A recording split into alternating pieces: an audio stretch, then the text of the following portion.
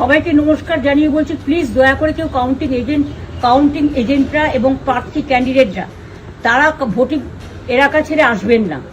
Strong রুমে যেখানে counting হচ্ছে, মানে সেন্টারে, সেখান ছেড়ে কেউ আসবেন না। এটা বিজেপির প্ল্যান। প্রথম 2-3 রাউন্ডে আমি কালকে থেকেই বলছি যে ওদেরগুলো আগে দেখাবে, আমাদেরগুলো পরে দেখাবে।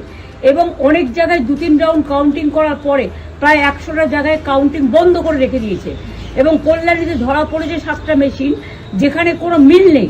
এটা টোটাল ফোর্সফুলি সেন্ট্রাল ফোর্সকে দিয়ে চারিদিকে তৃণমূল কংগ্রেসের উপর অত্যাচার করছে, অফিস ভাঙছে, জোর করে দখল করছে। এসআইআর নামে আপনারা দেখেছেন ভোট লুট করেছে যাতে যে সিটগুলো জিততে পারে। কিন্তু এখনো এমন 70টা সিট আছে, 100টা সিট আছে যেগুলো আমরা এগিয়ে আছি, সেগুলো বলছে না। টোটালটাই মিথ্যে নিউজ খাওয়াচ্ছে।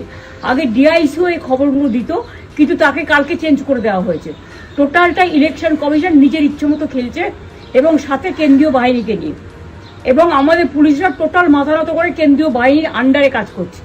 সুতরাং আমি আমাদের কাউন্টিং এজেন্টদের, আমাদের সমস্ত পার্টির কর্মীদের বলবো, অত মন খারাপ করার কারণ নেই।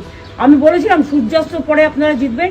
3 রাউন্ড 4 রাউন্ড কাউন্ট হলেও এটা 14 রাউন্ড থেকে 18 রাউন্ড কাউন্ট হয়, তখন আপনারা জিতবেন। Wait and see, watch. আমরা সবাই আপনাদের সাথে আছি, আপনারা কেউ ভয় পাবেন না, নিশ্চিন্তে থাকুন। আমরা বাঘের বাচ্চার মতো লড়াই করে যাবো।